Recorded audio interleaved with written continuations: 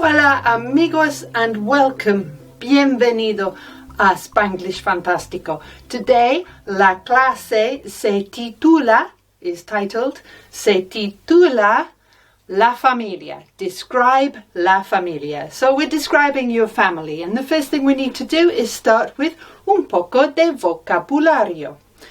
For each person in la familia we have a masculine and a feminine word.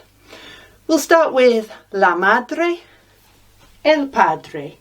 More informally, like mom and dad, it would be mama y papa. Then this word is son or daughter. And so we have el hijo. So it's nothing like what you're seeing. El hijo. But you can make these sounds with your mouth. El hijo. La hija. There's no h, there's no j. It's hijo and hija. Now, if you're talking about children generally, it will be los hijos, your children. And if it's not your children, but just children of anybody, it will be los niños. Okay. Again, if you're saying the parents, it will be los padres. A lot of people my age are already grandparents, and a grandfather is un abuelo. And abuela, la abuela is the grandma. La abuela. So if you are un abuelo or una abuela, you have grandchildren. Nietos. Sounds like it might mean nieces, nephews, but no. Nietos is grandchildren. Sounds like a Russian word to me. Nietos. Okay, so un nieto is a grandson and una nieta is a granddaughter. You might also have brothers and sisters. Again, we have to ignore the H. Hermano is brother. Hermana is sister. And los hermanos are your siblings. I think it sounds like an airman, which works for me because uno de mis hermanos was in the Air Force for a long time. Okay, in our familia, we might also count los animales domésticas, las mascotas, the pets. Las mascotas include el perro, the dog, and el gato, the cat. Is that everybody? Oh, you might have a spouse. So, husband and wife, los esposos. A husband, un esposo. And a wife, una esposa. Okay. Es importante estudiar y memorizar el vocabulario. Sometimes I like to put it in order from most difficult to easiest.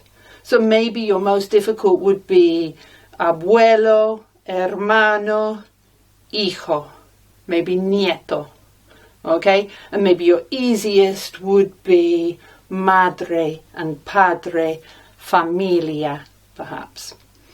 So, and then I would learn the most difficult first and try to get the whole list off pat. We're describing a family, so we need some words to describe. It could be grande, big, inteligente. And you can say hen, it's just like a hen, bok bok. Inteligente. Elegante. So why is it inteligente with a h sound, but elegante with a g sound? Well, if you have a letter G followed by a letter E, it makes a he sound. General, inteligente. When you have an adjective like inteligente or interesante or elegante or grande that ends in an E, that E isn't going to change regardless of whether the noun that you're describing is a masculine noun or a feminine noun. All you need to remember is that it would go after the noun. So you could say, es una mujer inteligente. Es una mujer elegante. Es un hombre elegante. Es un hombre interesante. Or you might want to say muy interesante, and muy means very. If you have an adjective that ends in an O, that O becomes an A when we're describing a feminine noun. So, mi abuela es perfecta. Mi abuelo es perfecto. So, perfecta for the ladies and perfecto for the gentlemen. Mi nieto es muy bonito. Es un chico bonito. Mi nieta es bonita. Es una chica bonita. And chica just means little girl. Chico means little boy. You might also want to include the vocabulary vivir. Vivir means to live. I'm not going to make that the verb of the day.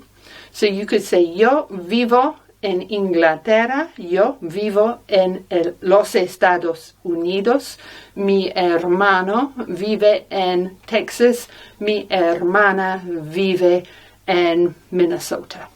The verb of the day is tener. We have. Tener means to have. It comes from the same word that gives us tenant or tenacious. So the tenant has the house, and if you're tenacious, you have stuff and hold on to it. So yo tengo means I have. Tú tienes means you have.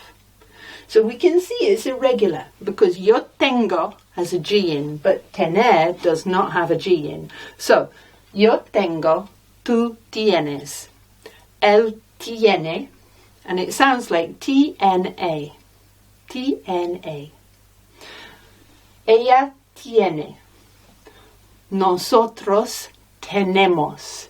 So that I that was in tienes and tiene has now disappeared. So the E sound is gone. Tenemos. And vosotros tenéis. Ustedes tienen. And ellos tienen, ellas tienen. This verb is really importante y podemos, we can, ask each other questions with this verb. We don't need the word do. You can just say, ¿tienes hermanos? ¿Tienes hijos? ¿Tienes nietos? People love talking about la familia, so this is a great way to start una conversación. So let's go on to that. And a couple of lessons ago, I used the question, ¿Cómo estás? For my journal. ¿Cómo estás? Means, how are you? Estar is a temporary verb, so it's how are you today? If I'm asking you to describe your family, I'm not going to use estar, I'm going to use ser. So estar and ser both mean to be, but ser is to describe something that doesn't change so frequently. So if I want to say, not how is your family, which would be ¿Cómo está tu familia? But what's your family like? I will use ¿Cómo es tu familia? ¿Cómo es tu familia? And then I can use Google Translate to give me a good developed answer. Mi familia no es grande. Tengo 2 hermanos y mis hermanos tienen esposos. Tengo una hija y tengo mi madre. Mi familia es pequeña. And pequeña means small. I've looked it up on Google Translate, I've written it down, I've listened to it and heard that that QU makes a K sound. Mi familia es pequeña. Now I'm going to remember it because when I read that back, it's going to make sense to me. ¿Por qué? Because mi familia es pequeña. I can ask, ¿y tú? And you? ¿Cómo es tu familia? Look at that. ¿Y tú?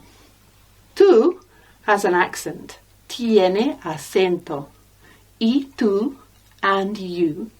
So when tú means you, it has un acento. Tiene un acento.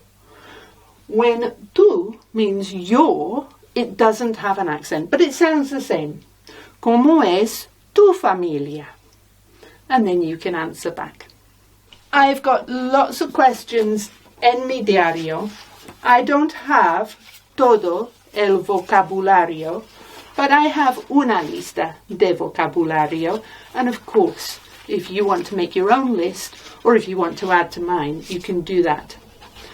There's space in here for me to write down my sentences that I've learned on Duolingo today. And there's also space for a personal diary entry. I've chosen the question, ¿A quién has visto hoy?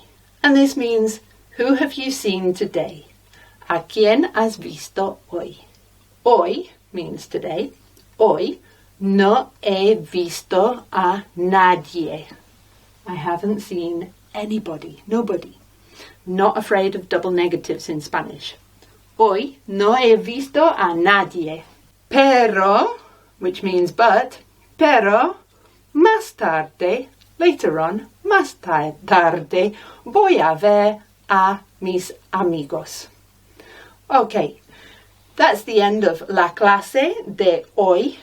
Por favor, have a look in the description for a link if you want to look at my journal, or even buy it if you want to. And have a look for the link to the questions which I have offered, or prompts that I have offered for your journal. Write everything down, test yourself, perform to a camera. You have a camera on your phone. Make sure you're saying things, make sure they make sense to you, make sure you're imagining that it's really happening, and you will very, very quickly be able to hablar español. Hasta la próxima, when we will be going shopping for clothes. Amigos, adiós.